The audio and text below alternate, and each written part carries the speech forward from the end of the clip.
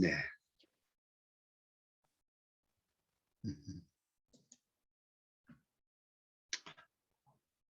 이제 강의를 뭐 한 1년 한 겁니다. 그지? 네. 네. 1년 한 건데 설명할 거는 뭐 사실 이제 유학의 수학론은 웬만큼 이제 설명을 했는데 경세론 쪽은 사실 보질 못했습니다. 그지? 유학 경세론은 보질 못했는데 그 맹자에 있어서 이제 좀 경세론 이것도 상당히 자세한 편이어서 맹자를 가지고 이제 경세론을 보려고 합니다. 그래서 유학은 우리가 처음 시작할 때 대학에서 수기치인이라고 해서 기본으로 이제 유학은 수기, 자기의 수양, 자기 완성, 자기 수양, 자기 완성이 이제 뭔가 자기를 완성해서 자기 혼자 그냥 선하게 살고 끝나는 것이 아니고 뭔가 제가 치국 평천하 해서 천하를 다스린 문제, 정치와 이제 연결되는 게 유학의 기본 틀입니다. 그지? 한데 이제 사실 공자, 맹자가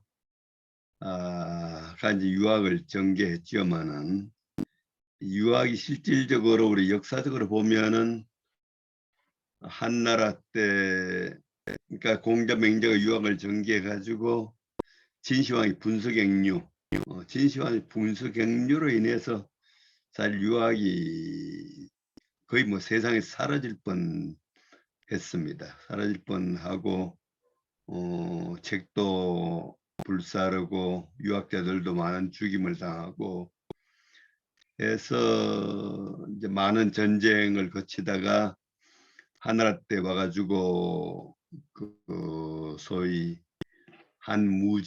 한무제란 사람이 이제 유학을 다시 숭상을 하기 시작하고 해서 중국 역사에 있어서 이제 뭐 근대 이르기까지 중간에 불교와 노장 사상이 지배한 적이 있지만은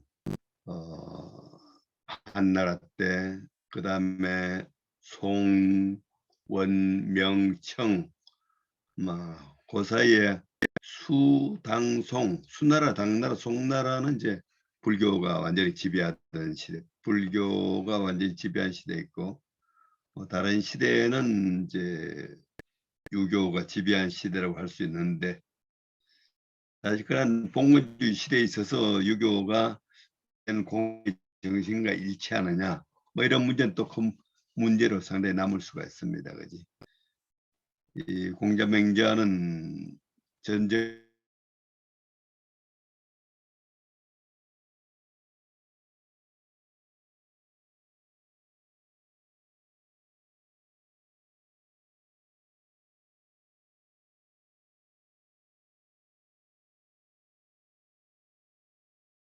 이데올로기로는 이제 유학 사상을 표방을 했죠.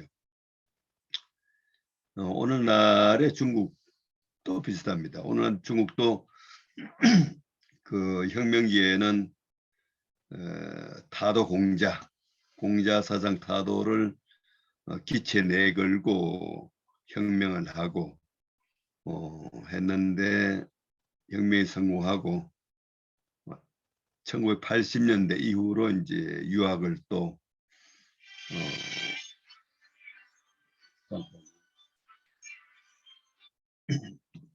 그 1980년대 이후로 이제 또 민족주의적인 열풍과 함께 이제 유학을 숭상하고 지금 뭐 시진핑만 해도 이제 유학을 상당히 이제 높이고 있는데 그 정신적인 측면을 보면은 역시 또 한무제와 당태종을 가장 이상적인 인물로 숭앙을 하고 이럽니다. 그러니까 유학의 정신과 과연 현재 중사회주의 정치의 정신은 과연 비슷한 것인가 같은 것인가 뭐 오히려 서로 뭐 대립된 것인가, 뭐 좀 그런 문제들이 있습니다. 그래서 맹자가 얘기하는 그 경세 사상을 한번 보도록 하죠. 네. 좀 내려가면은 이제 맹자 경세로 들어가기 전에 맹자 마지막 부분에 나오는 얘기인데, 그 공자가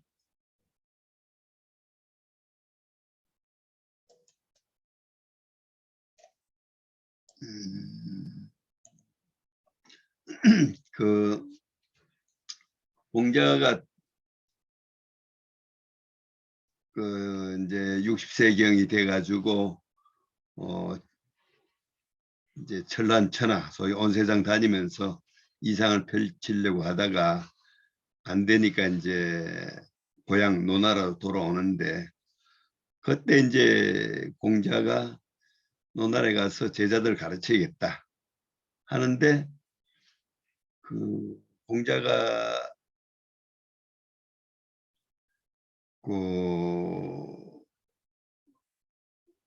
지금 여기 파일을 올릴 수가 있나? 사진에 가려 가지고 이렇게 하면 되는구나.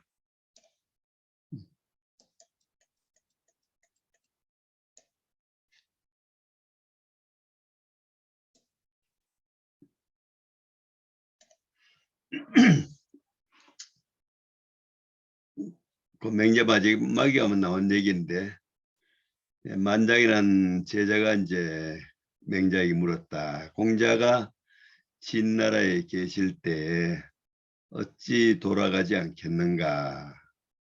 우리 고장의 젊은 사람들이 관간, 어, 관간에서 진취적이면서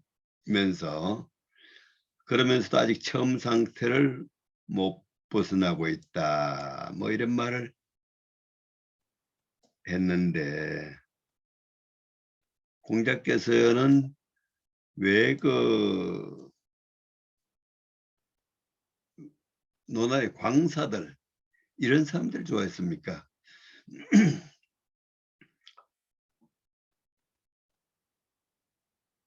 이 공자가 이제 어떤 사람을 좋아했느냐 하는 얘기인데, 요 광자와 간자, 광은 어떻게 보면 좀 미칠 광자고, 간이라고 하는 거는 간단하다, 간략하다 이런 얘기인데,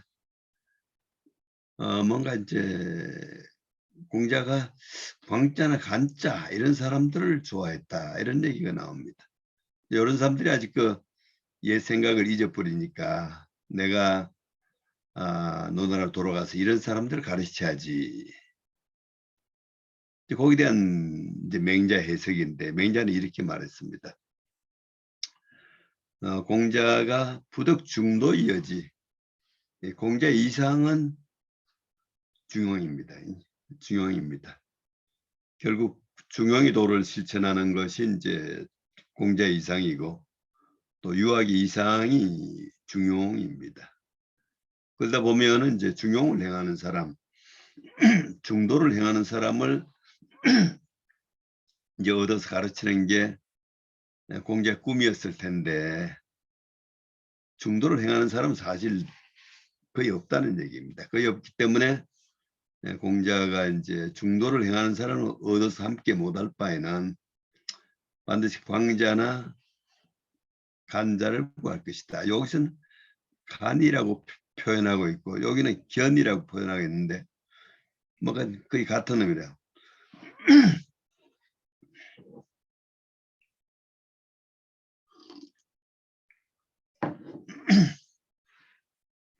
이제 간자는 뭔가 좀 사람이 뭔가 좀 인간은 다 생략 버리고 이해에 대해서 좀 소홀하다 이런 의미로 간자를 쓰고 있습니다.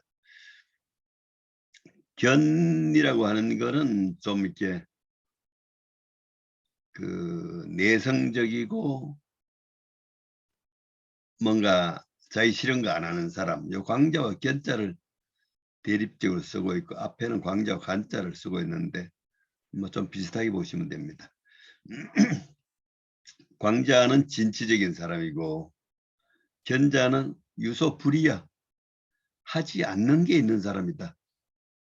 하지 않는 바가 있는 사람이다. 공자께서 시 중도를 행하는 사람을 원하지 않았겠는가마는 그런 중도를 행하는 사람을 반드시 얻을 수 없기 때문에 그 다음 가는 사람을 선택한 것이다. 이제 그 사실 공자를 이해하는 데 중요한 포인트입니다.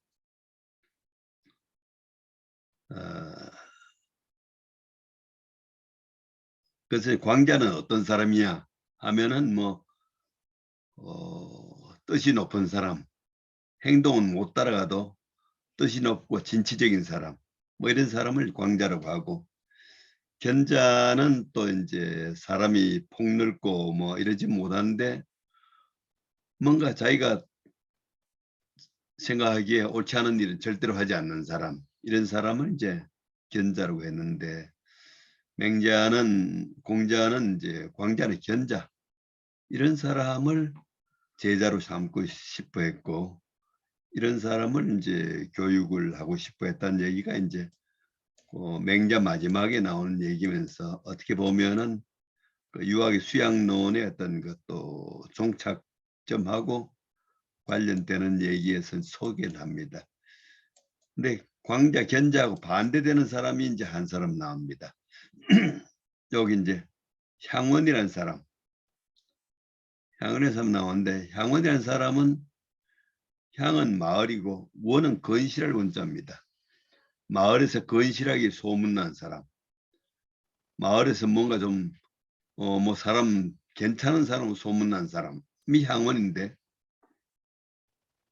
공자는 광자와 견자는 좋아하면서 향원은 싫어합니다. 싫어합니다. 그 얘기가 납니다. 이제 여기서부터 한번 보겠습니다. 공자가 말하기를 우리 집 문 앞을 지나가면서 나의 집에 들리지 않아도 내가 뭐 유감스럽게 생각하는 사람이 있는데 오직 향원만이 그렇다.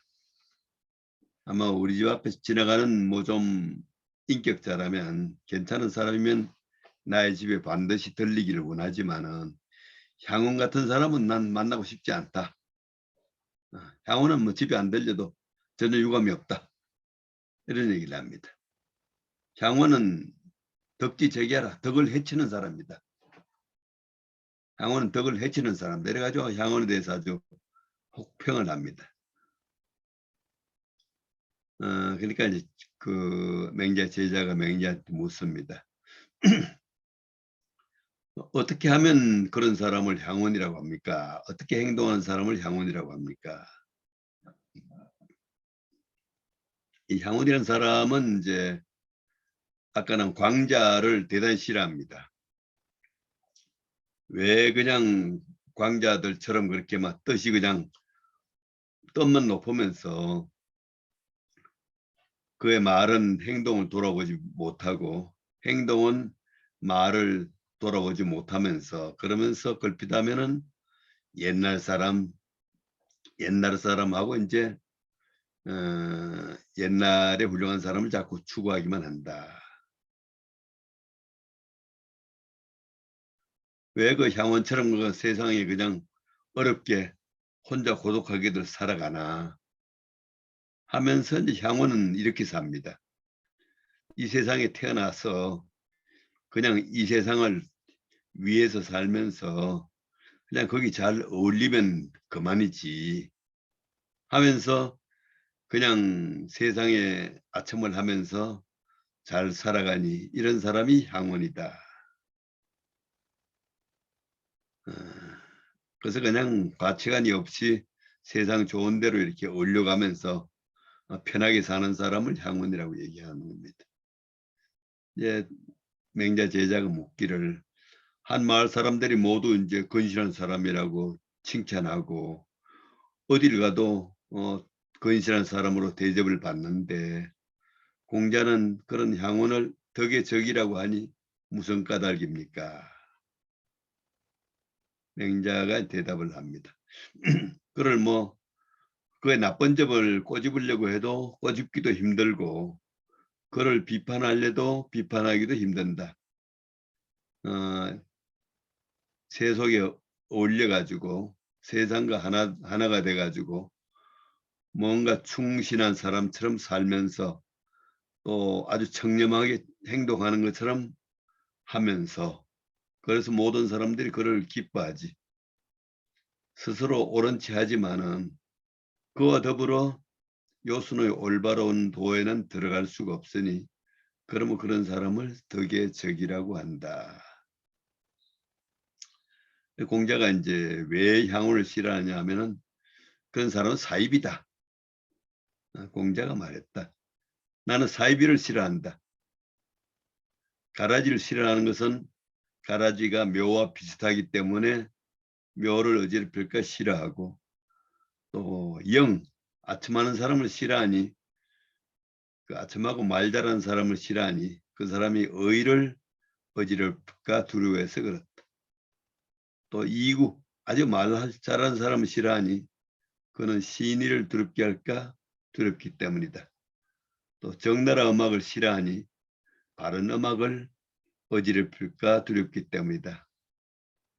또 자주색을 싫어하니 붉은색을 어지럽힐까 싫어했다.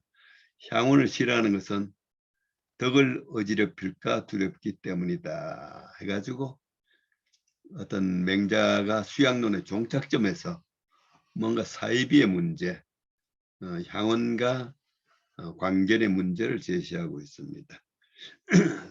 그리고 종점으로 제시하는 게 군자는 반경이의 경정적 서민흥, 서민흥 사무사떡의, 우리가 그 사서오경을 경이라고 하죠. 경.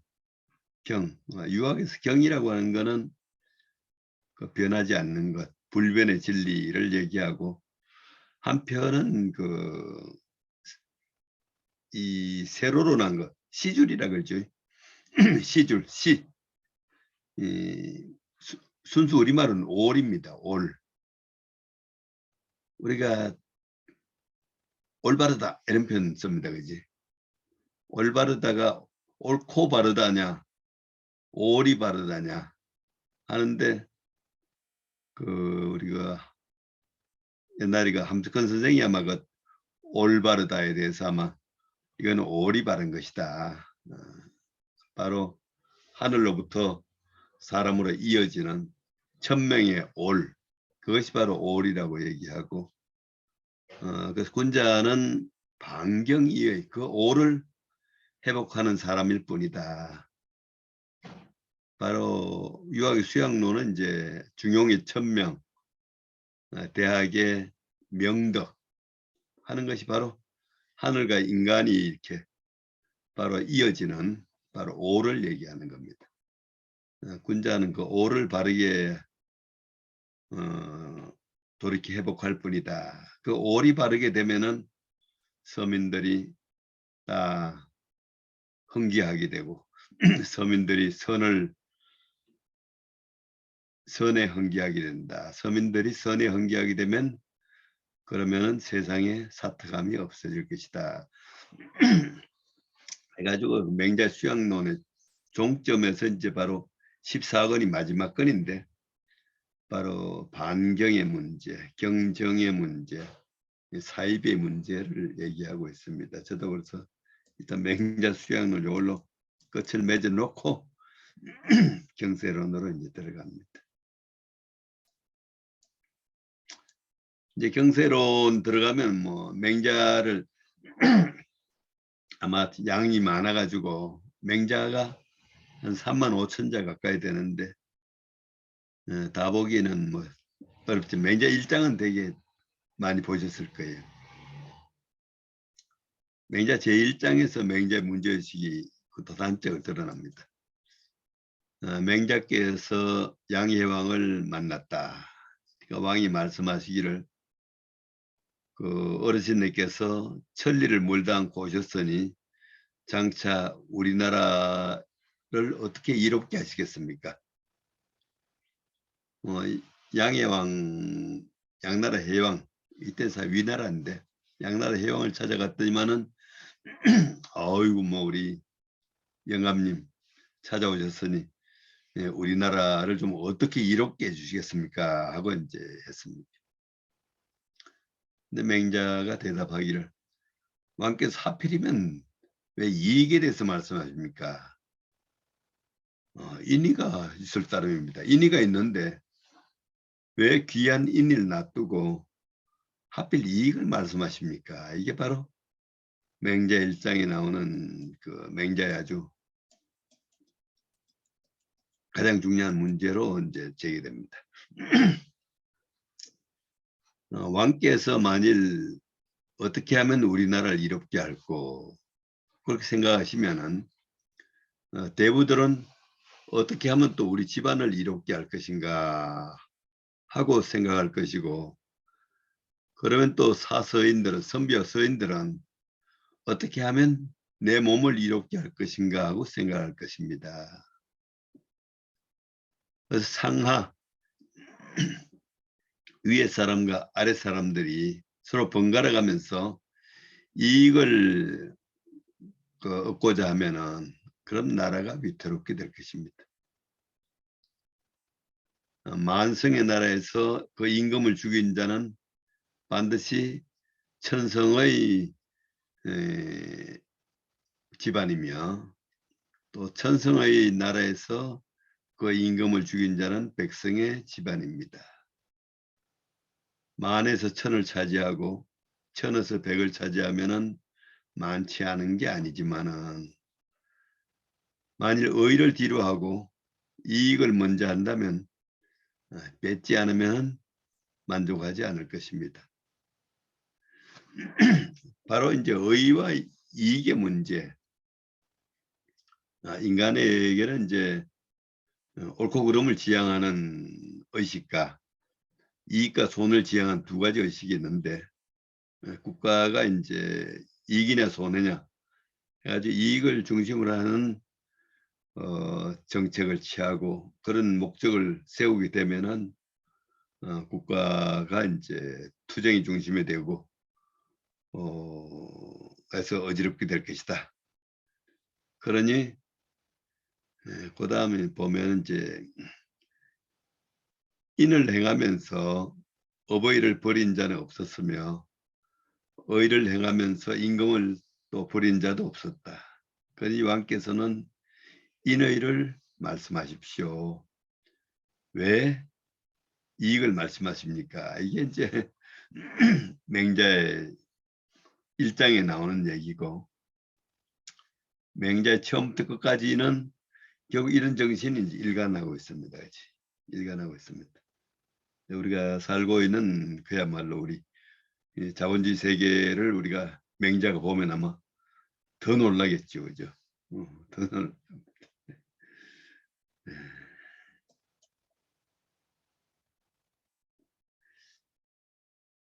그래서 바로 이제 인과 이익의 문제를 얘기를 하고, 그리고 또 인과 이익의 문제를 가끔은 또 이제 이익과 선의 문제요. 끝에 나온 거 한번 보시면은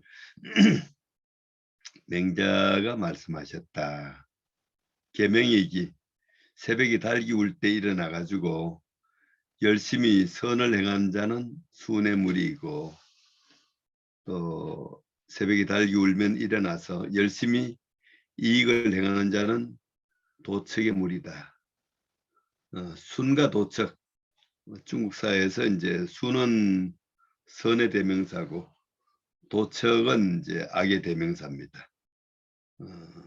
새벽에 일어나서 열심히 이익을 추구한 자는 도척의 무리다. 순과 도척의 구별을 알고자 하면은 다른 게 없다.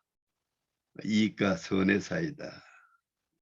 이익과 선의 사이다 해가지고 뭐 맹자가 이제 선과 이익을 이렇게 날카롭게 구별합니다.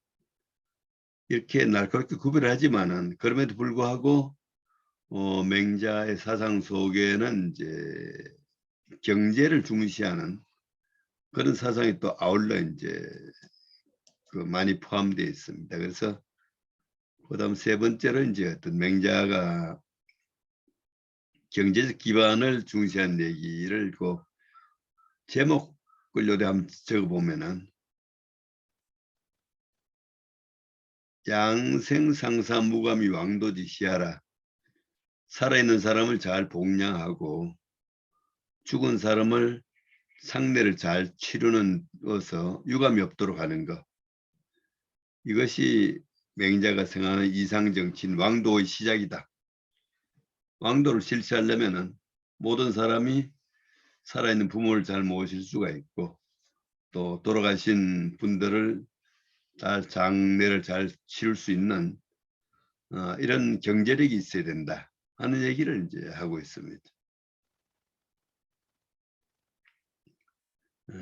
그다음에 그다음 요걸로 보겠습니다. 그다음에 보면 또 이제 맹자가 한 얘기가 무항산이면 임무항심이라. 일정한 재산이 없으면은 또 일정한 마음도 없게 된다. 그렇기 때문에 뭔가 사람들이 일정한 마음을 유지하게 하려면은 일정한 재산을 갖출 수 있도록 경제 정책을 잘 써야 된다. 이런 얘기를 하고 있습니다. 그리고 밑에 나오면 이제 성인 지처나 사유 숙속 여수와 이민 언유 불인자호 해가지고 성인이 천하를 다스릴 때는 콩이라든지 조라든지 당시에 주식이죠. 콩이라든지 좁쌀 이런 것을 물과 불처럼 풍부하겠다. 물과 불처럼 풍부하겠다. 콩이나 좁쌀 이런 주식이 물과 불처럼 이제 많으면은 사람들이 어찌 어질지 않은 사람이 있겠는가? 어질지 않은 사람이 있겠는가 해서 어떤 도덕의 뒷받침으로서 경제가 중요하다는 얘기를 이제 하고 있습니다. 그래서 맹자가 이제 자주 하는 얘기가 이제 경제 정책이 그 한 장을 한번 보겠습니다. 또 양이왕에 있는 사람이 이제 맹자를 만나가지고 과연 제가 나라에 대해서 제가 마음을 다해가지고 잘 다스렸습니다. 황하의 안쪽이 흉년이 들면은 그 백성들을 저 황하 바깥쪽 동쪽으로 옮기고 또 곡식은 또 황하 안쪽으로 또 반입을 해드렸습니다. 또 황하 동쪽이 흉년이 들 때는 또 그 반대로 했습니다. 그래서 이웃나라의 정치를 이렇게 살펴보면은 제가 마음 쓰는 것처럼 이렇게 마음 쓰는 사람이 아무도 없습니다. 근데 이웃나라 백성들이 인구가 줄지 않고 우리나라 인구가 더 많아지지 않는 건 무엇 때문입니까? 내가 정치를 이렇게 잘하는데 왜 좀 이웃나라 백성들이 우리나라로 오지 않느냐 이런 문제를 맹자한테 제기합니다. 그러니까 맹자가 대답하기를 왕께서 전쟁을 좋아하시니 제가 전쟁을 가지고 비유를 한번 해보겠습니다. 둥둥둥 북을 쳐가지고 막 무기가 서로 접전을 하는데 사람들이 갑옷과 무기를 버리고 도망을 가는데 어떤 사람은 100볼 도망가서 멈추고 어떤 사람은 50볼 도망가서 멈춥니다. 근데 50보 도망간 사람이 100보 도망간 사람을 웃으면 어떤가요? 소위 우리가 50보 100보 하는 얘기가 바로 여기서 나온 겁니다. 그렇지? 그러면 안 되겠죠. 다만 100보가 아닐 뿐이지 도망간 거는 마찬가지입니다. 하니까 맹자가 왕께서 만일 이러한 사실을 안다면은 백성이 이웃나라보다 더 많아지길 바라지 마십시오. 당신한 정치도 이웃나라와 50보 100보 지나지 않습니다. 이런 얘기를 합니다. 그러면 어떻게 해야 되냐 하고 맹자가 답으로 제시하는 게 농사철을 어기지 않으면은 백성들이 하여튼 농사철에 하여튼 부역이나 이런 것 때문에 농사철을 어기지 않게 잘 하면은 그럼 곡식을 이루다 먹을 수가 없을 겁니다. 또 거물을 그냥 작은 웅덩이 넣지 않도록 하면은 물고기나 자라를 이루다 먹을 수가 없을 겁니다. 그리고 도끼와 작두 이런 것을 뭔가 때에 맞추에 살림에 이제 들어가게 하면은 산에 있는 나무들을 이루다 수할 수가 없습니다.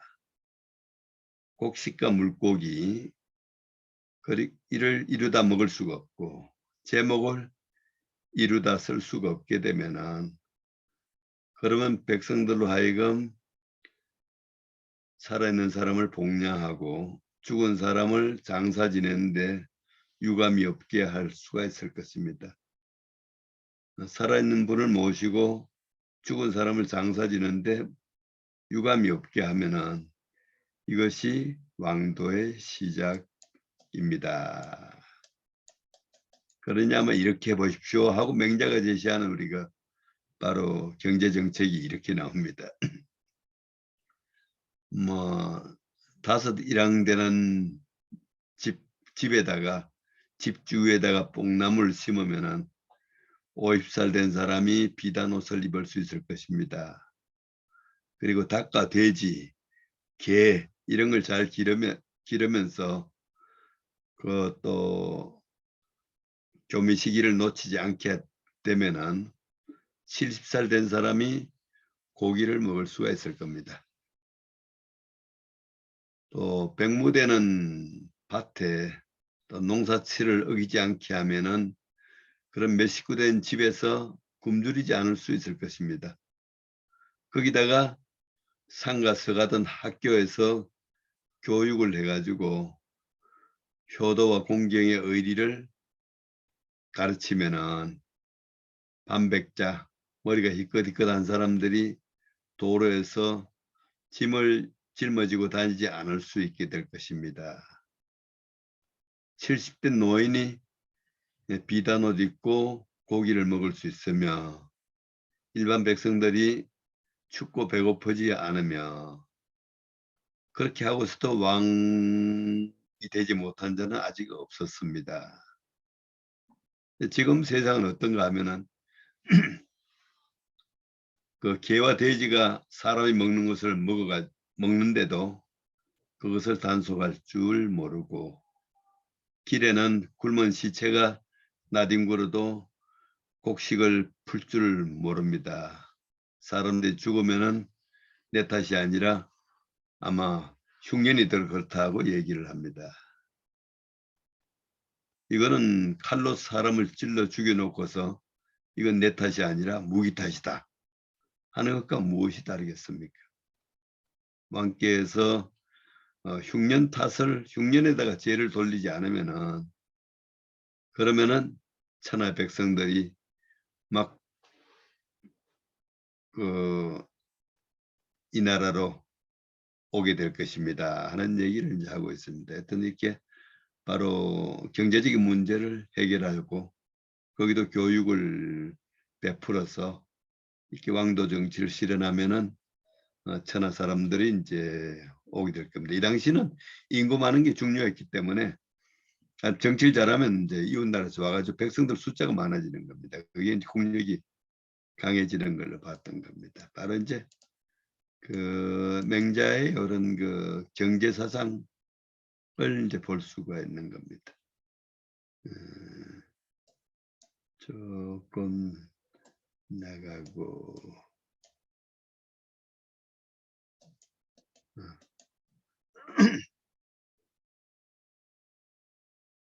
여기 이제 한번 무항산 유황심 쪽 한번 보겠습니다. 어떻게 한번 보겠습니다. 무항산의 유황심자 일정한 재산이 없으면서도 일정한 마음이 있는 사람은 오직 학자만이 그럴 수가 있습니다. 학자는 가난해도 항심을 유지해야 학자 인정을 받지. 일반 사람은 이제 가난하면 뭐 항심이 없어도 되지만은 학자에게는 허용이 안 됩니다. 일정한 재산이 없으면서 항심이 있는 사람은 오직 사만이 선비만이 걸을 수 있는 것이다.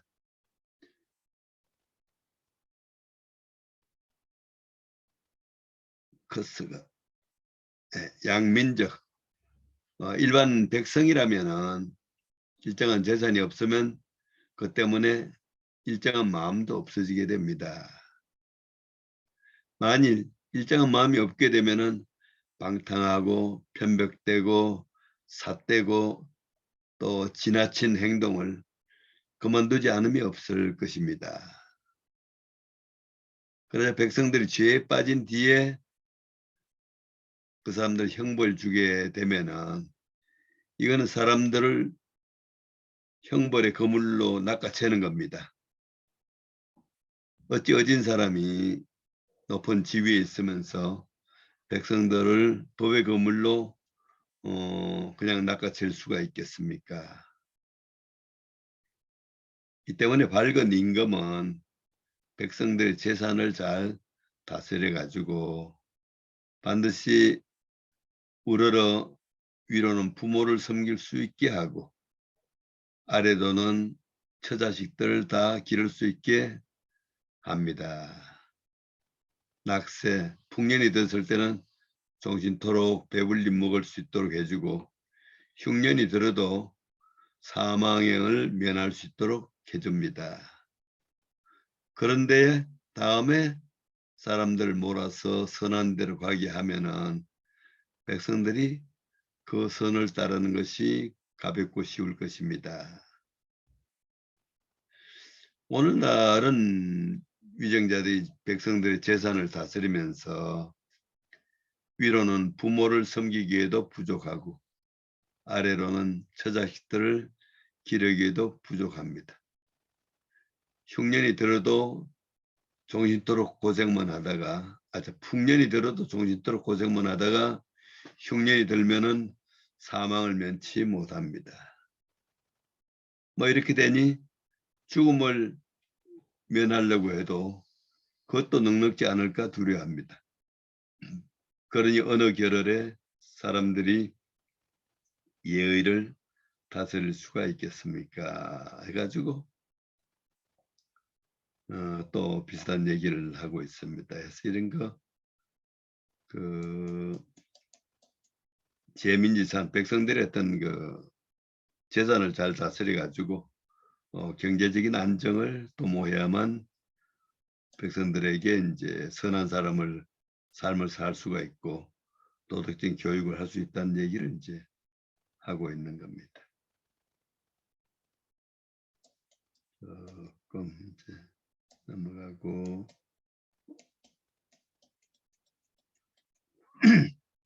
그러면서도 이제 결국 천하를 구하는 거는 이제 경제는 조건이지 어디까지나 이제 그 천하를 구제하는 거는 도로서만 구제할 수 있다는 얘기를 또 역시 합니다. 그 도로 천하를 구해야 한다는 주제로 좀 뽑아봤습니다.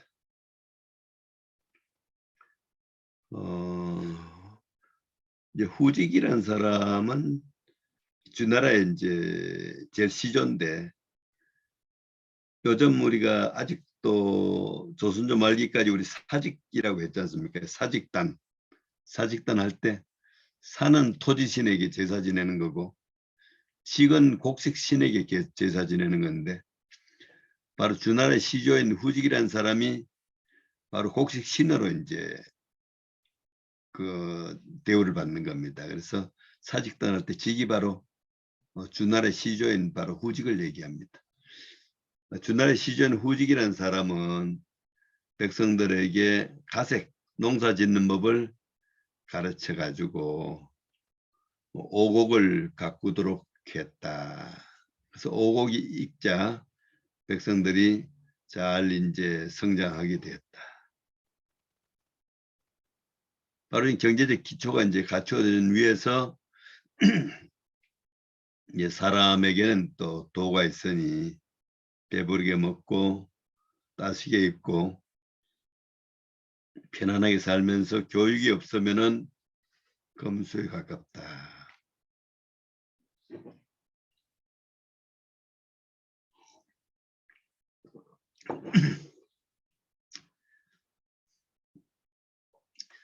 성인이 이것을 근심을 해서 설이라는 사람을 사도 교육부 장관입니다. 교육 담당입니다. 교육부 장관으로 맡아서 인륜을 가르쳤다. 요거는 맹자가 이제 그 서경 순전에서 인용한 겁니다. 순임금의 정치가 이제 서경 제일 앞에 아주 자세하게 나와 있습니다. 바로 이제 연임금이 그야말로 덕 있는 사람을 찾아가지고 순을 등용하고 바로 요 밑에서 한 30년가량 섭정을 하는데 그 순의 정치가 서경 앞에 아주 자세하게 잘 나옵니다. 그때 이제 후직을 농림부 장관으로 삼고 설을 이제 또 교육부 장관으로 삼고 우리가 잘 아는 우라고 하는 사람을 이제 토목공사 토목 장관을 삼아서 치수를 하게 하고 이게 다 순위한 일인데 바로 순위한 일 중에서 이제 후직으로 농사를 맡게 하고 설이라는 사람으로 하여금 교육을 담당해 가지고 인륜을 가르쳤다. 부자 사이에는 친함이 있고 군신 사이에는 의가 있고 부부 사이에는 구별이 있고 장류 사이에는 또 순서가 있고 부모 사이에는 신이 있어야 된다. 이런 뭐 도가 이제 기초가 되지 않으면 안 된다는 얘기를 합니다. 이제 맹자는 이제 도가 사람의 삶에서 얼마나 중요한가는 아주 짧은 한 글에서 분명히 얘기합니다. 맹자가 말씀하셨다. 신불행도 불행을 처자 사인불의도 불능행을 처자. 자기 몸이 도를 행하지 않으면 자기 스스로 도를 행하지 않으면 아내와 자식에게도 자기 말이 행해지지 않는다. 하여튼 특히 이제 아버지가 되거나 뭐 부모가 되거나 해가지고 스스로 도를 행하지 않으면 자기의 어떤 말이 아내와 자식에게서도 행해지지 않는다. 또 사람을 부릴 때 또 도로서 부리지 않으면 사람을 시킬 때 도로 시키지 않으면 역시 또 아내와 자식 또 그 말을 듣지 않는다. 아내와 자식에게서도 행해지지 않는다. 바로 이제 도라고 하는 것은 보이지 않지만은 막 이렇게 중요하다는 얘기를 하고 있습니다. 그리고 도라고 하는 거는 우리가 바로 시대를 넘어서 1000년 전이나 1000년 뒤나 영원히 이제 불변의 것으로 얘기를 합니다. 여기 보면 이제 맹자에 나오는데 순임금이라는 사람은 저 동쪽 저풍이라는 곳에서 태어나서 남쪽 부하로 옮겼으며 명조라는 곳에서 죽었다. 순임금은 동이의 사람이다. 우리나라에서 그 좀 민족주의 과한 민족주의자들은 뭐 수는 조선 사람이다 이럽니다. 어떤 동이의 사람이다 이렇게 수는 동이진이다. 동이에 속하는 사람이다 이렇게.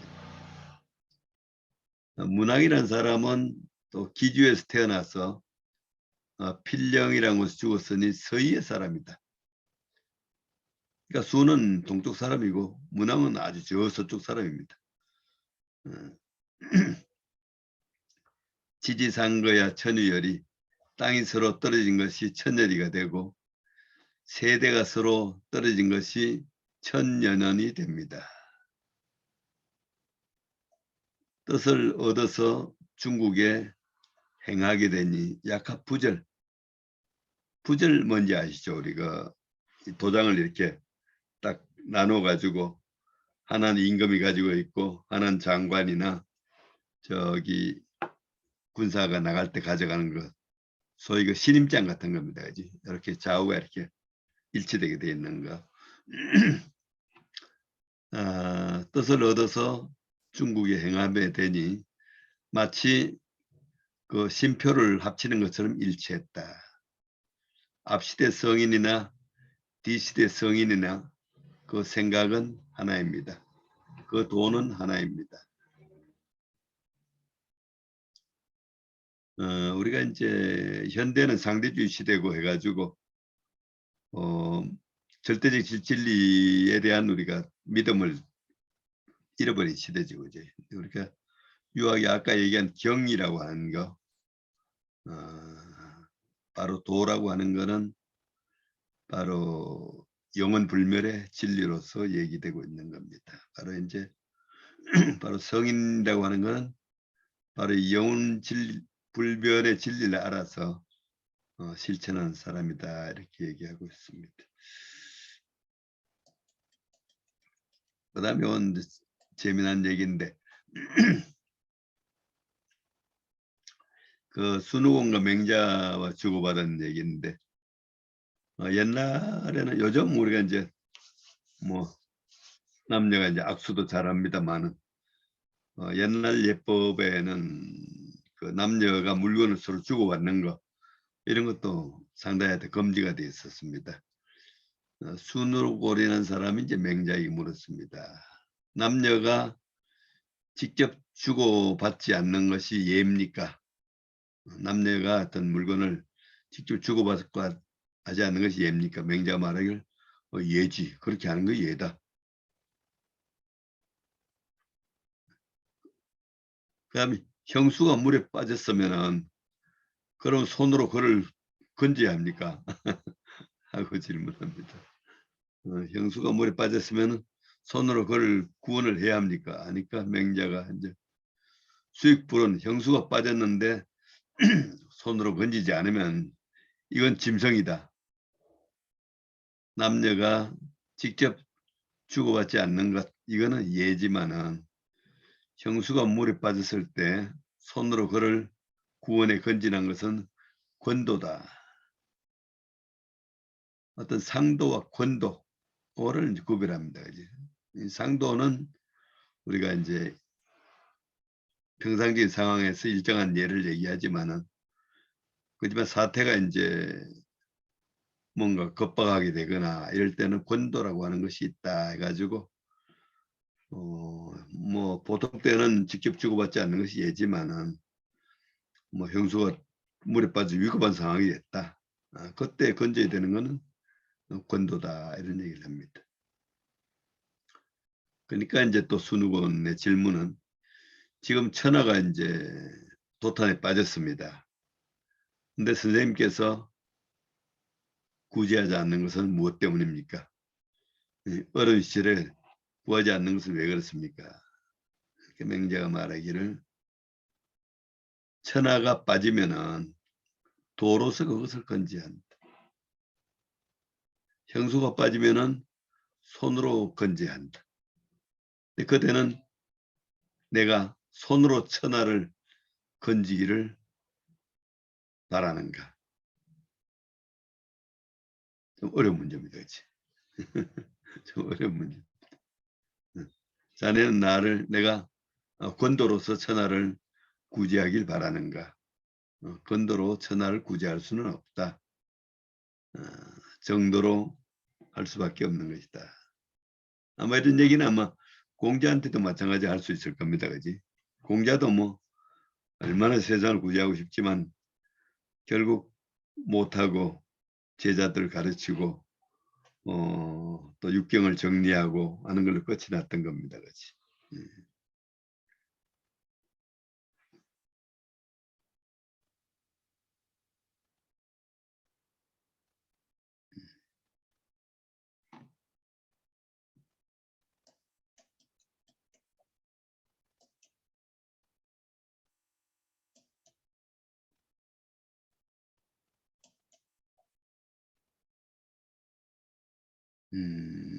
그다음에 그 이제 그 건도와 이제 그 상도 사이 얘기가 비슷한 얘기가 이제 맹자에 한 군데 더 나오는데, 여기 보시면은 왕척이 직심 이런 얘기 나옵니다. 그냥 한 자를 펴가지고 여덟 자를 편다 이런 얘기인데,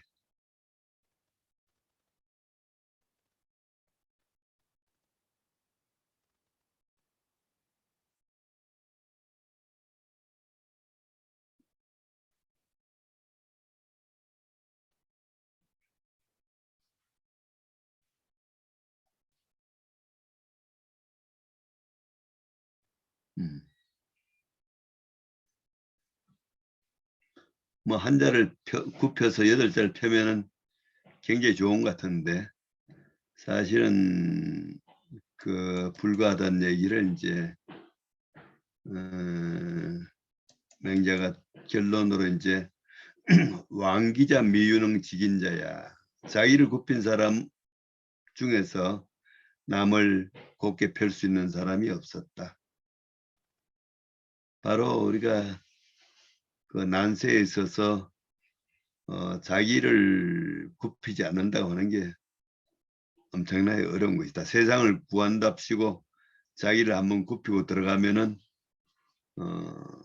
절대로 남을 바르게 할 수가 없다. 바로 아마 어떻게 보면은 공자 맹자가 이제 그 시대에 굽히지 않고 기록을 남겼기 때문에 그것이 만세토록 이제 올바름의 텍스트가 되고 올바른 표준이 되는 것이지, 아마 그 사람들이 세상을 구한다고 아마 가서 정치에 뛰어들었다면은 공자 맹자라는 이름도 없어지고 후세에 아마 올바름의 표준도 없어질 것이다, 이런 얘기를 우리가 할 수가 있을 겁니다. 우리가 오늘 하는 게 어떤, 우리가 이제 그 공자의 맹자의 우리가 경세 철학을 보려고 하는 거니까 왕도에 대해서 조금 자세히 제가 그 주제만 해도 좀 여러 개 하여튼 뽑아봤습니다.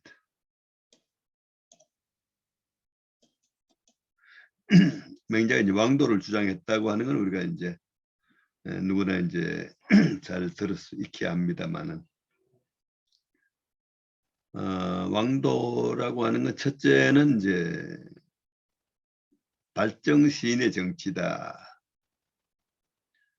어떤 정치를 하면서 인을 베푸는 것이 이제 왕도다, 이런 얘기를 합니다. 그래서 제선왕하고 이제 맹자하고 이제 대화가 오가는데, 제선왕이란 사람이 맹자한테 묻습니다. 사람들이 모두 명당을 헐으라고 하는데 헐까요 말까요? 명당이라고 하는 건 아마 고대에 있던 아마 그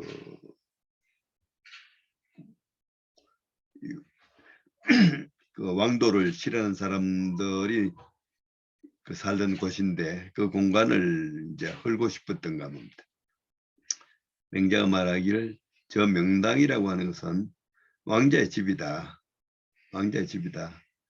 왕께서 그 왕정을 행하고 싶다면은 헐지 마십시오. 그러니까 왕적 가덕문제니까 왕정에 대해서 한번 들려주시겠습니까? 하고 이제 질문합니다. 왕정이 뭡니까? 그러니까 맹자가 이제 왕정에 대해서 설명을 합니다. 옛날 문왕이 기수지방을 다스릴 때 기산, 아까 이제 문왕은 저 서쪽 기산지방 사람이라고 했습니다. 지금의 그 서안 쪽입니다. 지금 서안 쪽이 옛날 그 주나라가 일어난 지역입니다. 옛날 문왕이 이제 기산지방을 다스릴 때 경자 9일, 이 제일 중요한 겁니다. 농사 짓는 사람들 9일 세로 했다. 9분의 9일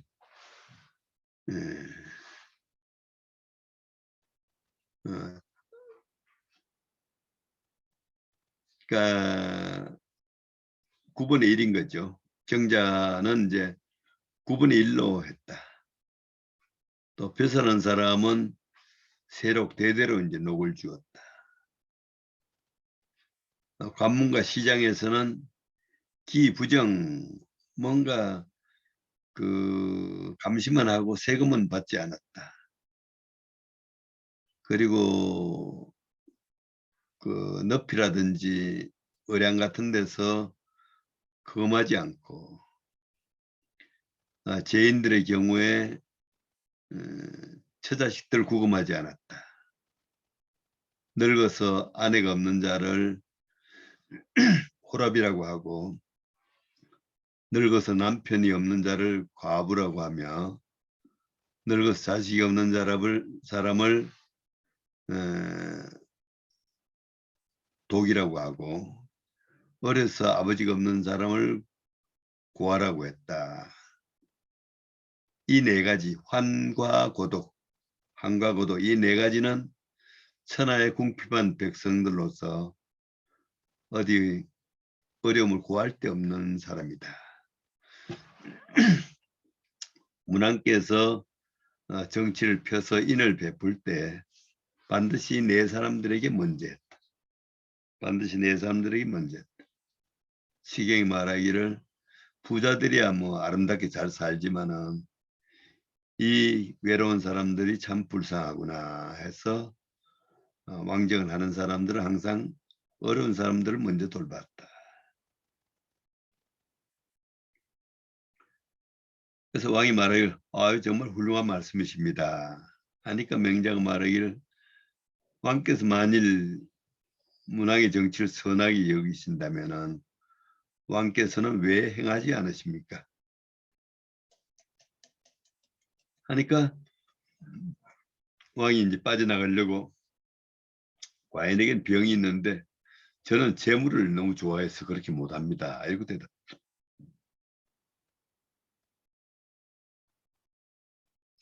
맹자는 아주 말씀을 워낙 잘하셔가지고 도망갈 곳을 주지 않습니다. 옛날에 그 문왕의 아버지인 공유란 사람은 재물을 좋아했는데 시경에 보면은 재물을 쌓아서 곡식에 넣고 이것을 또 잘 싸가지고 양식으로 삼고 그걸 자루에 넣고 또 큰 자루 작은 자루에 넣어서 뭔가 나라를 빛나게 하기를 생각했습니다. 그래서 활과 화살을 준비를 해가지고 또 도끼와 창을 준비를 해가지고 이래서 길을 열어가지고서 뭔가 하여튼 나쁜 나라를 악한 나라를 정벌해가지고 천하의 용기를 떨쳤다. 그러니까 뭐 재물 좋아하는 게 꼭 병이 될 수만은 없다. 뭐 이런 얘기를 지금 막 얘기하는 겁니다. 그렇게 하니까 일반인들이 쌓인 창고가 있게 되고 또 길 가는 사람들도 충분한 양식이 있게 됐다. 그런 뒤에 길을 여서 길을 나섰다. 왕께서 재물을 좋아하신다면 백성들과 그 재물을 함께 하십시오. 그러면 왕들 정치를 하는데 무슨 문제가 있겠습니까? 여민 동락, 백성들과 함께 소유하는 거, 이런 걸 가지고서 설사 재물의 문제는 욕망과 관련되는 것 같지만은 그것을 백성들과 함께 하기만 하면은 왕도 정치를 실현할 수 있다는 얘기를 이제 맹자가 하고 있습니다. 근데 재물로 해가지고 못 빠져나가니까 과인은 또 다른 병이 있습니다. 저는 여색을 좋아합니다. 하니까 또 맹자가 또 다른 인용문을 가지고 옛날에 태왕이라는 사람은 또 문왕의 그 선조인데 또 여인을 매우 좋아했습니다. 그래가지고 그 부인을 매우 사랑했죠. 시경이 말하기를 고공담 모란 사람이 아침에 말을 타고 와서 저 서쪽 물가를 따라서 기산아래에 이르렀는데 그래서 강씨 여인과 함께 살았다네. 이때는 나라 안에는 원망하는 여자 없고 또 나라 밖에는 홀로 사는 지아비가 없었다. 왕께서 여인을 좋아하신다면 백성들과 함께 하십시오. 그렇게 한다면 왕도 정치를 하는데 무슨 어려움이 있겠습니까? 뭔가 재물을 좋아해도 재물을 백성들과 함께하고 여인을 사랑해도 여인을 백성들과 함께 좋아하신다면 왕도 정치를 하는데 아무런 문제가 없다는 얘기로 맹자가 이제 이끌어 나갑니다. 얘기를. 그 사람들이 이제 또 왕도 정치를 하면 굉장히 어려운 걸로 생각하는데 어렵지 않다. 맹자가 모든 사람에게는 우리 척언지심, 불인한 마음이 다 있다고 맹자 늘 강조했죠. 또 불인한 마음만 있으면 왕도를 행할 수 있다는 얘기를 이제 맹자가 합니다. 바로 이제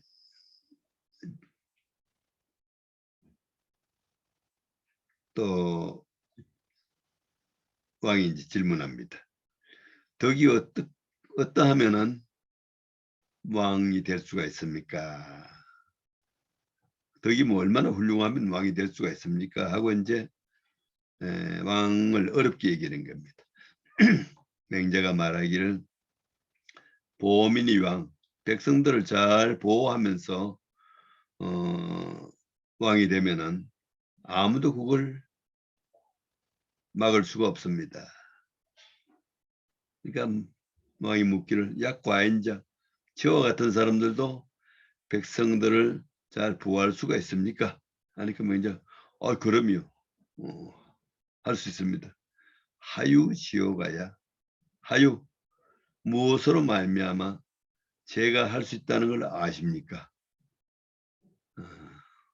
뭘 보고 제가 백성들을 잘 보호해서 왕도 정치를 실시할 수 있다는 걸 아십니까? 하니까 또 맹자 얘기가 또 아주 재미나죠.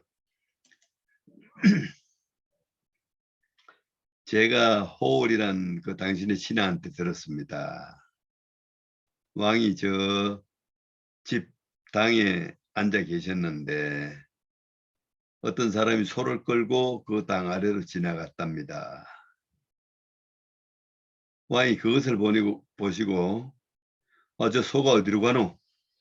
하고 질문을 하니 대답하기를 장이 헌종 그 소를 가지고 아마 종의 피를 바르려고 합니다. 우리 이제 에밀레종 고사를 알고 있습니다만은 옛날에 아마 큰 종을 만들 때는 그 피를 발라야만 종의 소리가 이제 잡소리가 없어지고 순수한 소리가 나는 모양인데 우리는 그 이제 에밀레종의 고사를 통해서 우리가 이제 애기의 고사로 남아 있습니다만 여기는 이제 소를 이제 잡아가지고 소피를 가지고 종에다 입혀서 종을 만드는 아마 그런 제도가 있었던 모이죠. 근데 아마 왕이 그걸 봤어요. 소가 어디로 가냐? 그 소가 저 앞으로 이제 종에다 피치를 잡아서 피치를 하려고 합니다. 왕이 그 얘기를 듣고는 그만두어라. 불인기 곡속양 무죄의 치사지. 나는 저 소가 아무 죄도 없으면서 그냥 굽신굽신하면서 그냥 죽은 곳으로 가는 슬픈 모습을 불인 차마 못 보겠다. 차마 못 보겠다. 그러니까 그 신하가 대답하기를 그러면 종에다 피칠하는 걸 그만둘까요? 종 만드는 걸 그만둘까요? 하니까 왕이 말하기를 어찌 그걸 그만둘 수가 있겠냐. 이양역지 양으로 바꾸어라. 모르겠습니다만 이런 얘기를 주고받은 적이 있습니까? 하니까 왕이 그런 일이 있습니다. 맹자가 말해 이런 마음이 있으면은 왕이 되기에 충분합니다. 이 소 한 마리 죽는 것도 불쌍해서 못 보는데 그런 마음을 백성에게 베푼다면 얼마든지 왕도 정치를 할 수 있습니다. 이런 마음이면 왕도 정치를 하기에 충분합니다. 백성들이 모두 왕이 인색한다고 생각하지만 저는 왕의 불인한 마음을 잘 압니다.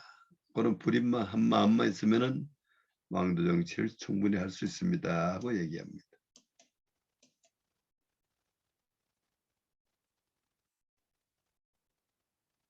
그 다음에 이제 또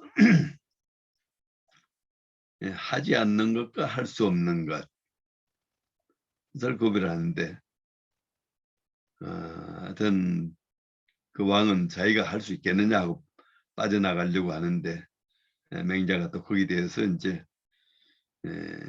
하지 않는 것과 하지 못하는 것이 다르다.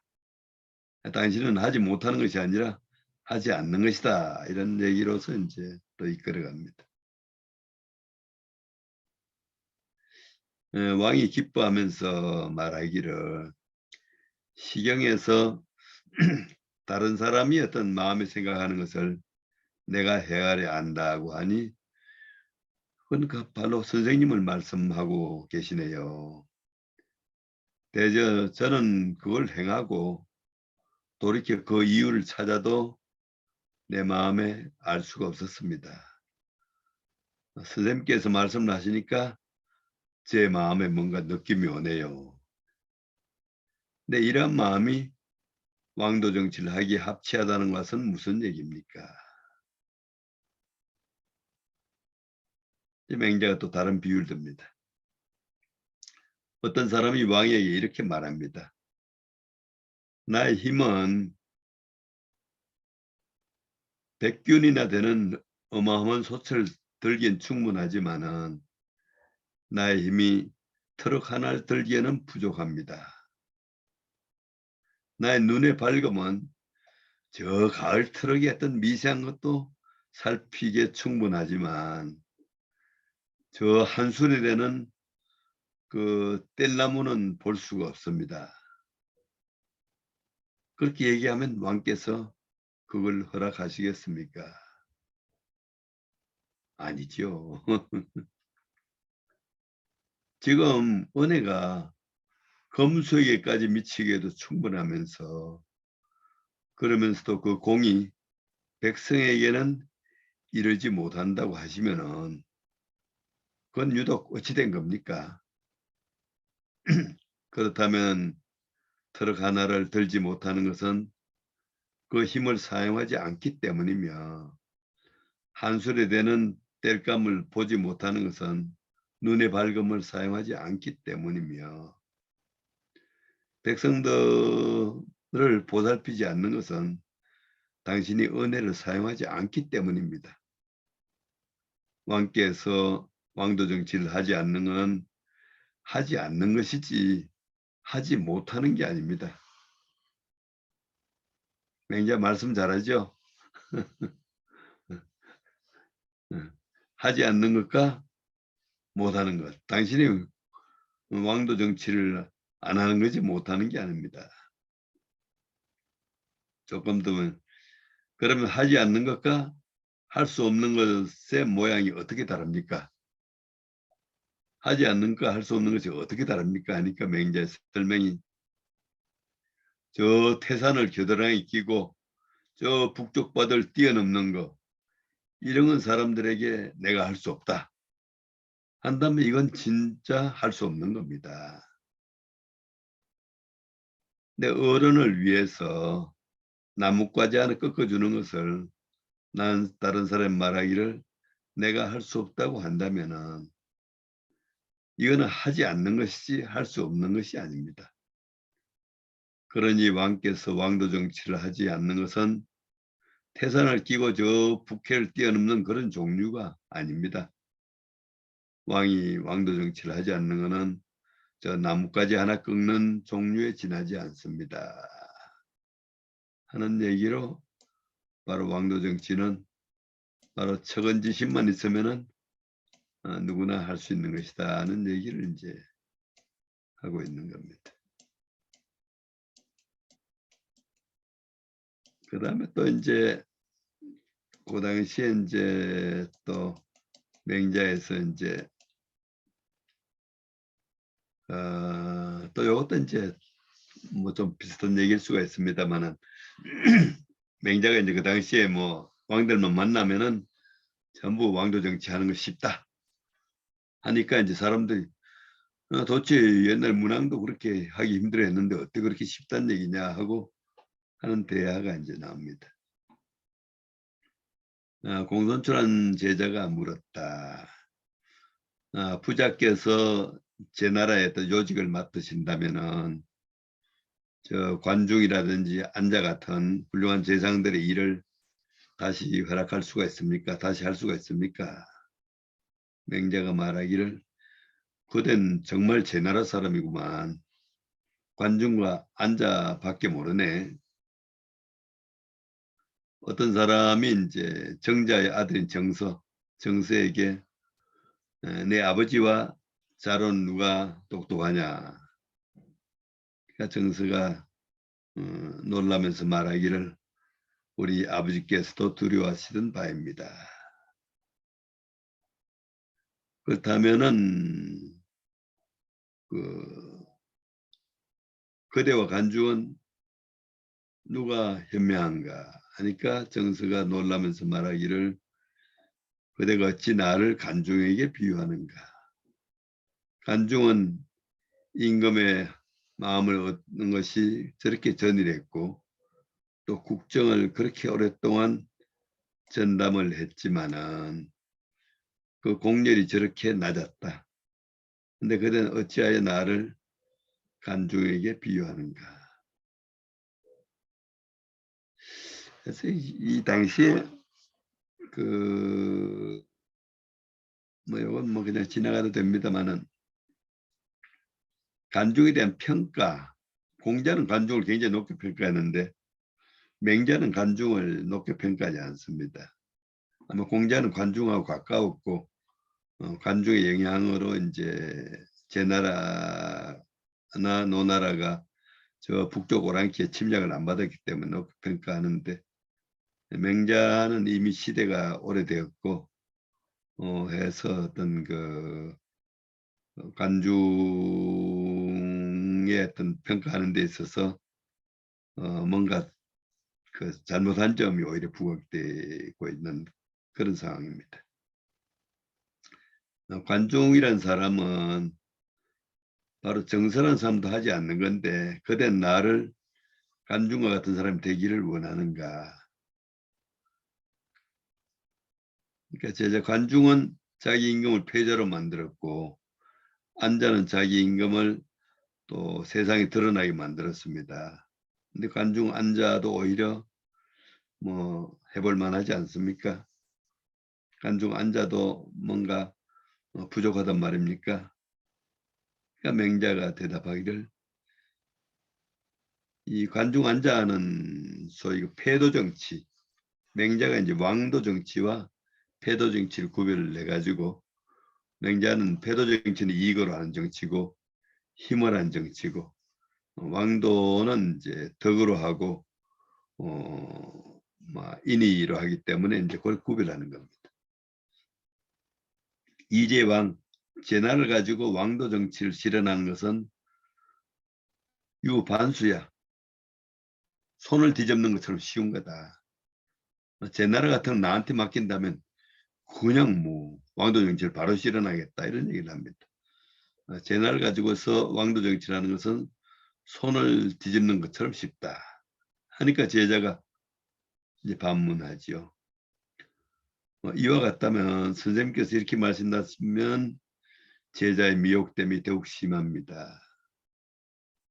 또 문왕의 덕을 가지고서도 그리고 100살이 넘어서 돌아가셨는데도 그런데도 오히려 천하에 미흡했습니다. 문왕이 이제 주나라 통일을 못했고 무왕 때 와가지고 통일을 했죠. 그래서 무왕과 주공 이런 사람들이 개선하고 그런 뒤에 이제 덕지가 크게 행해졌습니다. 지금 왕께서 왕도 정치를 하는 게 쉬운 듯이 말씀하시는데 그럼 문왕이란 분도 뭐 본밖에 부족합니까? 하고 이제 맹자에게 얘기를 하니까 맹자의 얘기인즉슨 문왕을 어떻게 감당한단 말이냐. 이제 문왕의 앞나라가 이제 언나라죠. 언나라 굉장히 오래됐습니다. 언나라에 훌륭한 사람도 많고 한데 언나라 말기 와서 이제 부패 타락해가지고 언나라를 멸망시키고 주나라를 세우는데 이제 주나라를 세우는 게 쉽지 않았다는 얘기를 합니다. 문왕을 어떻게 감당할 수가 있겠느냐. 탕림검으로부터 무정이란 언나라 왕에 이르기까지 또 현명하고 성스러운 임금들이 6분, 7분이 일어났다. 천하 사람들이 언나라에 귀의한 지가 참 오래되었다. 오래되면 변하기 어려운 법이다. 또 무정이란 왕이 제후들 조회를 받아서 천하를 다 차지했는데 마치 손바닥에서 움직이듯이 쉽게 했다. 근데 폭군주가 언나라 마지막 임금 폭군주가 무정과의 거리가 얼마 되지 않고 그래서 그 고가의 유속이라든지 유풍, 선한 정치 이런 거 아직도 남아 있었다. 그리고 언나라 말기에 미자란 사람, 미중이라는 사람, 왕자 비간이라는 사람, 기자라는 사람, 교격 이런 사람들 모두 현인이었다. 이런 사람들이 함께 그 폭군주를 보좌하면서 도왔기 때문에 그래서 주나라 문왕이 오래된 뒤에야 언나라가 오래된 지난 뒤에 나라를 잃게 되었다. 지금의 경우에는 조그만 땅도 제 나라 땅이 아닌 것이 없고 뭐 백성 한 백성도 제 나라 신하 아닌 사람이 없다. 그런데 문왕이라는 사람은 오히려 사방 백리 땅에서 일어났으니 그렇게 어려운 것이었다. 여기 앞에 잘못했습니다. 요거는 언나라를 얘기하네. 한척의 땅도 언나라 땅이 아닌 것이 없고 한 백성도 언나라 백성이 아닌 것이 없다. 근데 문왕이라는 사람이 오히려 사방 백리 땅으로 일어나서 언나라를 멸망시키고 주나라를 통일했으니 그야말로 이렇기 때문에 매우 어려운 것이었다. 제 나라 사람들의 말에 비록 지혜가 있어도 형세를 타는 것만 못하고 비록 훌륭한 농기구가 있어도 뭔가 농사철을 기다리는 것만 못하다고 하니 지금의 때인즉슨 그렇다.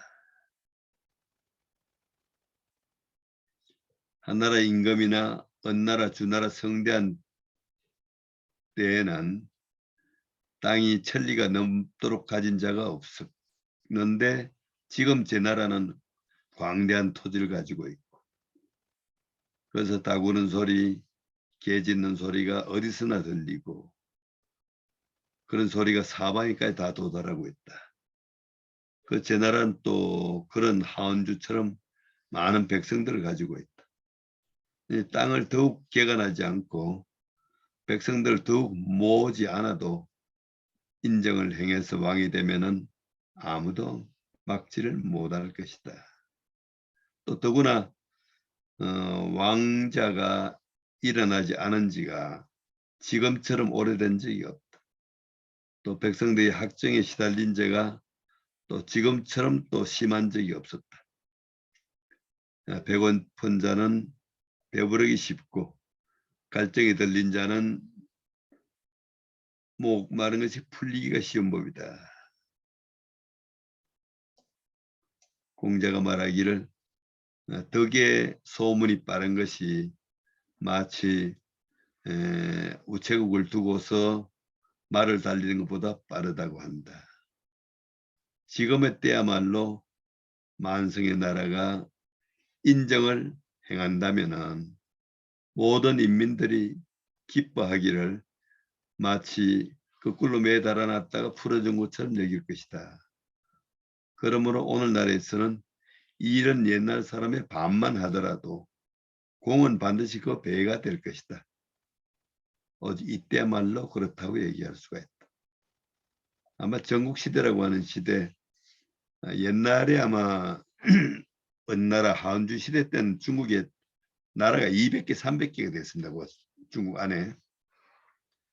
근데 맹자 당시에는 진초연제 조위안 해가지고 7개 나라밖에 없었고, 그 중에 이제 큰 나라들이 제나라, 뭐 초나라, 진나라 이런 나라들은 뭐 굉장히 컸던 겁니다.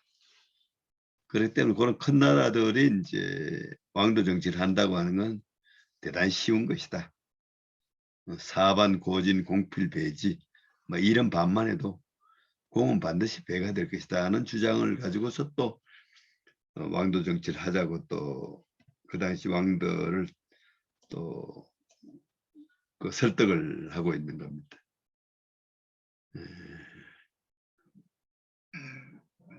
그리고 이제 소위 춘추오패 해가지고 패자의 경우에는 힘이 필요하지만 덕이 있는 왕자의 경우에는 힘이 필요 없다는 얘기를 또 합니다. 이력가인자, 힘을 가지고서 인을 빌리자는 패자다. 패자는 반드시 큰 나라가 있어야 된다. 그런데 덕을 가지고 인을 행한 자는 왕이고, 왕의 경우에는 큰 것을 필요로 하지 않는다. 클 필요가 없다. 탕림검이란 분은 70리 땅을 가지고 천하를 통일했고, 문왕은 100리 땅을 가지고 천하를 통일했다.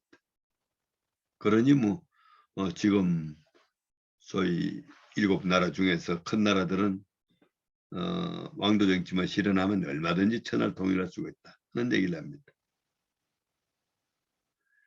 그래서 힘 때문에 남에게 복종하는 것은 신복하는 것이 아니다. 힘이 넉넉치 않아서이다. 덕 때문에 남에게 성복하는 자는 중심으로 기뻐서 진실로 복종하는 것이다.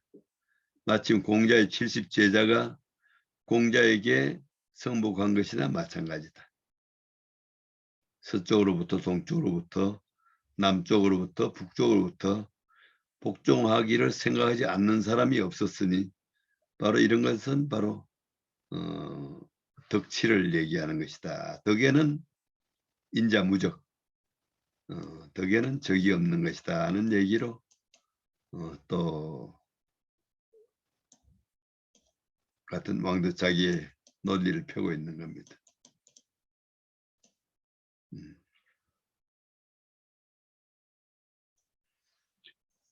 그리고 이제 또 인정을 얘기하면서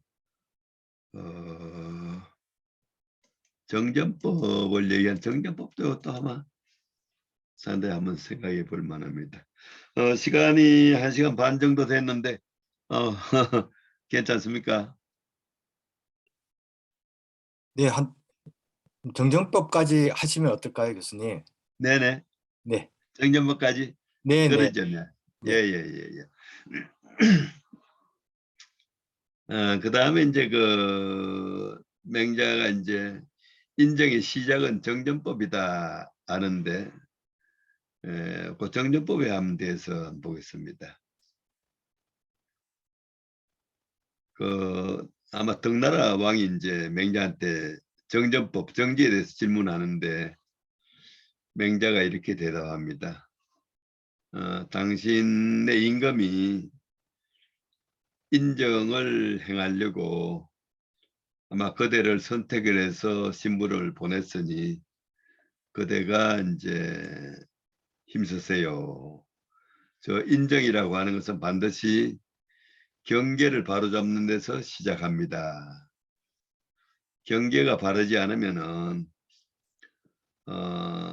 우리 정전의 땅이 고르지 않게 되고 그 땅이 고르지 않게 되면은 또 공록이 공평하지 않게 된다.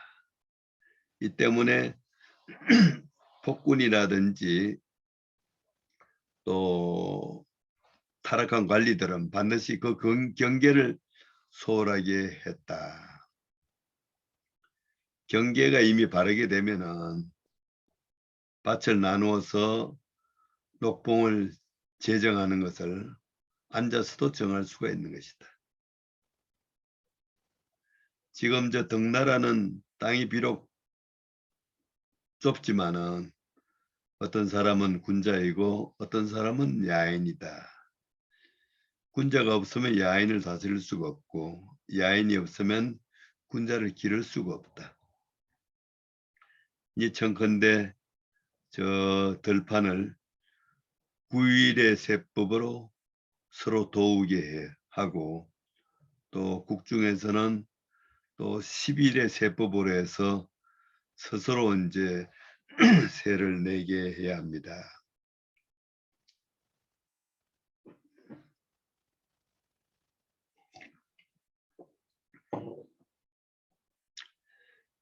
경이하의 사람들에게서는 반드시 규전이라고 하는 또 제사 지낼 땅을 나눠주고 규전은 50무로 하고 또 식구가 됐을 때는 한 사람에게 25무씩 더 주면 됩니다. 사사무출량 죽어서나 또 이사해서 저 고향을 벗어나지 않게 하십시오.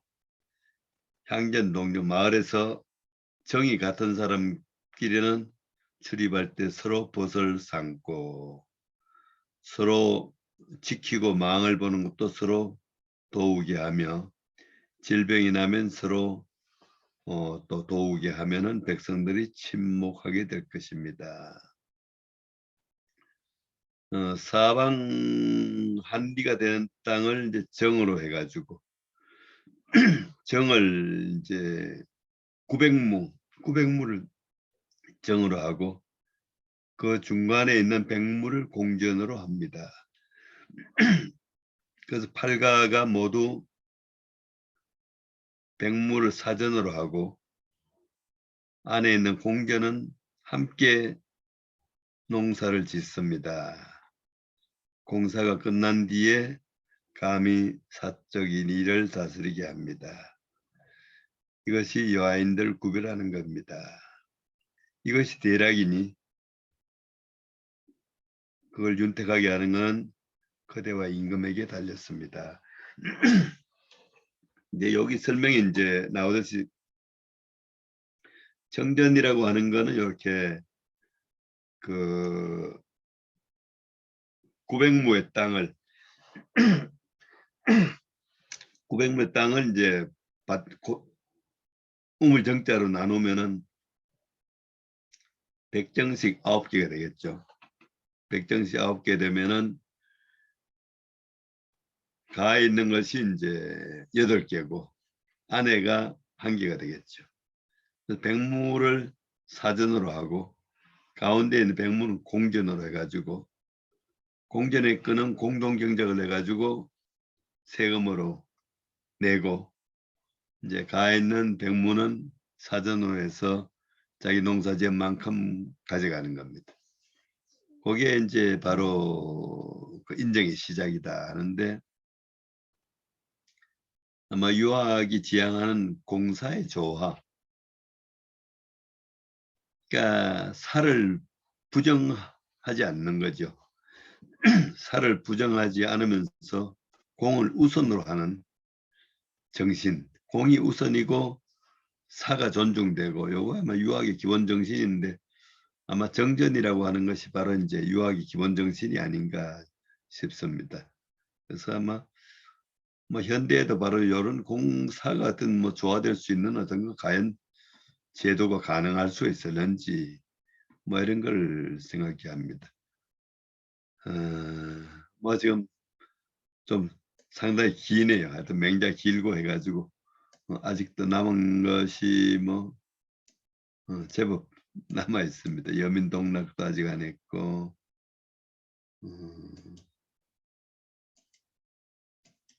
역성혁명 뭐 아무래도 한 번쯤은 더 해 다 끝날 것 같습니다. 네. 네. 네, 그 정도 하고 우리 이제 한 질문 한번 받고 하시죠.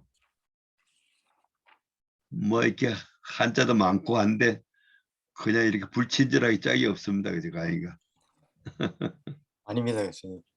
그 맹자는 그 정도전 뭐 나왔듯이 이제 역성혁명이나 이런 부분도 담고 있어서 옛날에 한때 좀 못 읽게 하기도 하고 이런 거라서 다음 시간에 그쪽을 좀 얘기해 주시면 재밌을 것 같고요.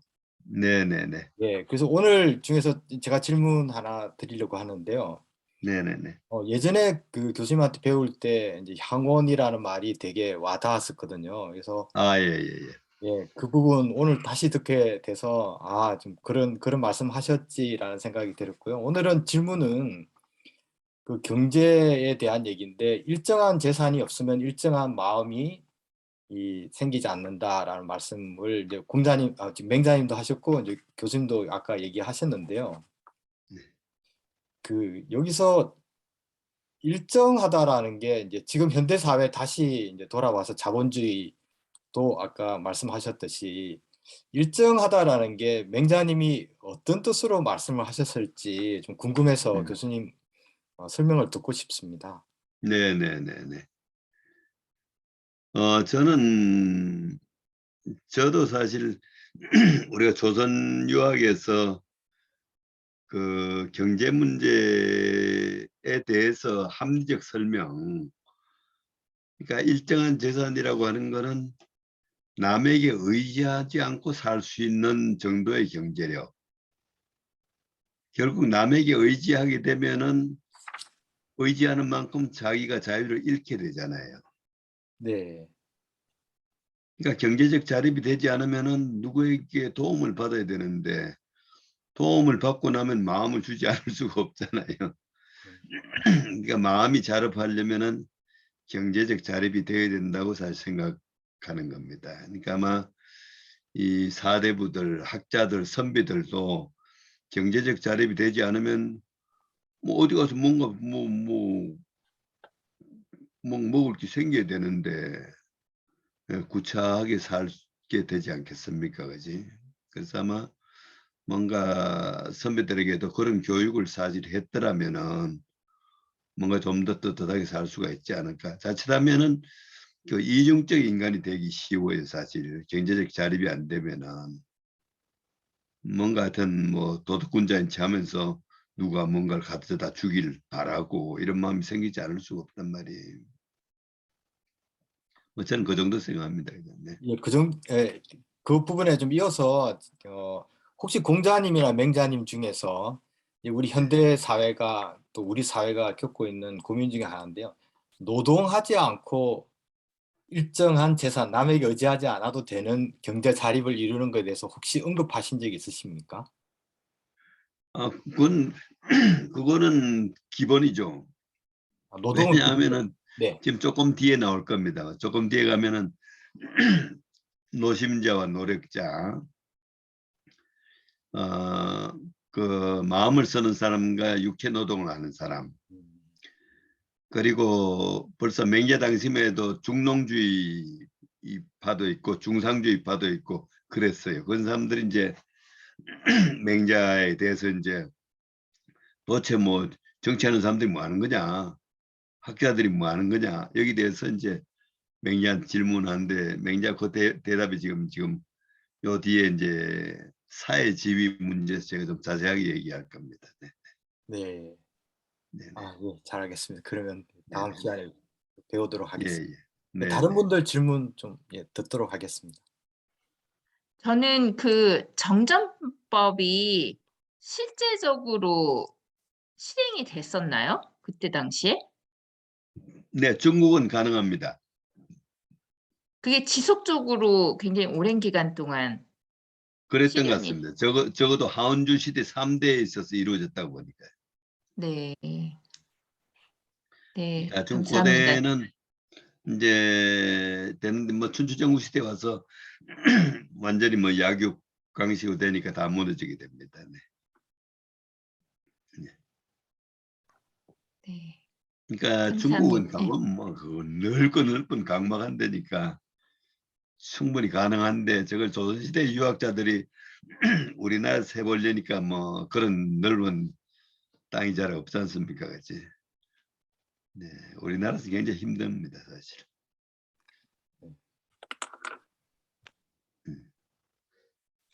교수님, 저 궁금한 게 있는데, 네네. 이거는 일단 내용하고는 상관없는데, 지금 교수님 보여주시는 교재에 보면은 제일 네. 앞쪽에 알파벳으로 MZ 써 있다면 숫자가 쭉 써 있고 그렇잖아요. 네네네. 이게 뭔지가 일단 보면서 계속 궁금했었거든요, 예전부터도. 네. 이거 맹자를 제가 하나 올려드리겠다. MZ는 맹자. 아, 맹자가 전체가 몇 건인지 아세요? 아니요. 14건. 네. 아, 14건. 지금 이제 여기 MZ01 한 맹자 1건이에요. 음, 그 다음 07남 제7장이에요. 음. 그렇게 나갑니다. 네. 그다음 그러면은 이 28, 경우에, 네, 이 경우에는 1권에 있는 말씀을 써주시고, 그 다음에 3권에 있는 말씀을 같이 이렇게 그 다음 줄에 써주시고, 이렇게 하신 그렇죠, 그렇죠. 거예요. 아, 네네네네. 네네. 네. 네. 그게 궁금했고, 그리고 제일 처음에 일단은 그 공자가 가르치기를 좋아했던 사람이 광간, 그 다음에 네네네. 뭐 가르치기를 싫어했던 그 부류가 향원, 뭐 이런 식으로 설명을 해주셨는데, 네네네. 일단은 광가는 뭐 좋은 얘기니까 뭐 그냥 그런 거겠다라고 했는데, 향원 같은 경우에는 좀 뭐 제가 이렇게 듣기에 교수님께서 해석을 해주시는 거를 들었을 때는 좋은 말도 같이 있는 것 같은데, 예를 들면 처음에 설명을 해줬을 때는 뭐 마을에서 건실하다고 소문난 사람 뭐 이런 식으로 네네네. 말씀을 해주셨는데, 그게 되게 저는 좋은 말이다라고 생각을 했는데, 좀 네네. 이제 이렇게 그건 좋은 말인데 그 다음에는 덕을 해치는 사람 이런 얘기가 있었고, 네, 그래서 제일 마지막에는 가치관 없이 세상 흘러가는 대로 사는 사람 뭐 이런 말씀을 해주셔가지고 네네네. 그런 건가 보다라고는 생각했는데, 이렇게 해주셨을 때 이렇게 한 문장과 그 다음 문장이 막 대비되고 이런 것들이 있는 것 같아가지고, 저는 이제 이 한자의 깊은 뜻을 잘 모르고 그냥 듣는 입장에서는 좀 헷갈리긴 하더라고요. 네네. 그래서 그리고 또 그런 질문이 들었고, 또 이제 그 가르치기를 좋아하는 사람과 싫어하는 사람이 있으면 안 되는 거 아닌가, 이렇게 되게 그 훌륭한 성인들께서는 이렇게 되게 훌륭한 가르침을 주시는 분들은 이제 이렇게 가르침의 자세가 되어 있는, 배울 자세가 되어 있는 그런 사람들뿐 아니라 막 그렇지 못한 사람들까지 좀 이렇게 잘 가르치는 거에 더 의미를 두어야 되는 게 아닌가, 뭐 이런 생각이 이렇게 들으면서 그냥 들긴 하더라고요. 근데 그런 부분은 교수님께서는 어떻게 생각을 하시는지가 궁금합니다. 뭐냐, 물론 유교 무류라고 해가지고 가르침에는 유를 구별하지 않는다. 가르침에 유가 없다 얘기하는데, 이제 그런데 그 사이비 인간들 첫째 배우려고 하지 않는 거예요. 음, 자기가 제일 잘 살라고 듣고 있다고 생각해요. 자기가 음, 뭐 어디 가서 걸리는 데 없고, 뭐 지위 높은 사람들 다 잘 알고, 돈 많은 사람들 잘 알고, 뭐 잘 사는 거예요, 불편 없이. 그러니까 그런 사람은 뭐 도덕 같은 거 배울 생각 안 하고, 배워도 그냥 편리할 때 쓱쓱 써먹기만 하지, 자기가 도덕군자 될 생각 전혀 안 해요. 그러니까 사입이라고 하는 거지. 그런 사람은 사입이고, 배울 뜻도 없고 가르쳐도 들어가지도 않을 거고, 이렇게 보는 거죠. 근데 사실은 세상에 또 이제 그런 사람들이 능력 있는 걸로 인정받고 사는 사람들이 너무나 많은 게 세상이니까. 옛날에 우리 대학 다닐 때는 우리들 새마을운동 막 잘살기 운동 오래 했잖아요, 그죠? 그때 이제 소위 이 새마을운동 지도자들 뭐 되게 술도가집 주인하고 이런 옛날 술도가집 주인이 굉장했습니다. 그냥 한 80년대 이제 들어가면 막 동네 술도가집 주인이 굉장한 실력자였어요. 이런 사람들이 하여튼 뭐 동네 유지로서 그냥 행세하고 하는데 뭐 어느 세상이나 하여튼 그런 것 같습니다. 하여튼 그러니까 사이비가 더 많으니까 진짜가 귀한 거죠. 진짜 되기 쉽지 않고 진짜를 찾아서 기르기 쉽지 않고 그래서 학문이 쉬운 듯 하지만 쉽지 않고 막 좀 그런 것 같습니다.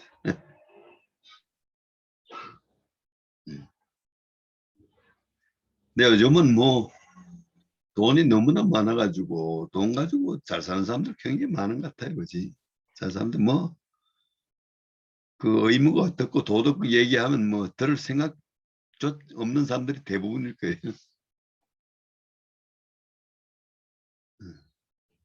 네, 고맙습니다, 교수님. 네네네. 예, 그러면 다음에 언제 하실까요? 12월 20일입니다, 교수님. 12월 20일. 네. 다음 주다 그죠? 네, 20일 하고 이제 내년으로 넘어가면 될 것 같습니다. 예, 그렇게 하겠습니다. 괜찮으시겠어요, 교수님도? 예, 내년 넘어가서 취역 한 2번 하고. 네, 조금 일찍 끝내셔도 되고요. 2월까지는 한데, 네, 뭐, 예, 알겠습니다. 그래도 취역 한번 봐야지. 네. 네, 감사합니다. 다음 뵙겠습니다. 감사합니다. 감사합니다. 네, 예, 고맙습니다. 쉬세요. 감사합니다. 감사합니다.